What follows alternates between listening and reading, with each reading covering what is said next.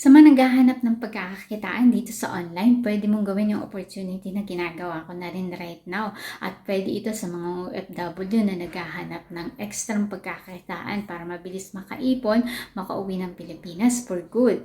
Sa mga mamis na gusto makapag-generate ng extra income, kahit nasa bahay lang. Sa mga estudyante na gustong magkaroon ng sariling kita para hindi na humingi sa mga magulang.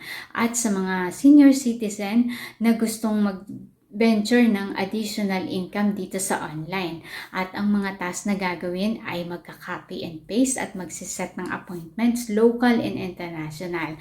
At hindi kailangan magaling mag-English kasi provided na rin ang mga script na gagamitin at ang mga trainings para matutunan mo kung paano gagawin online.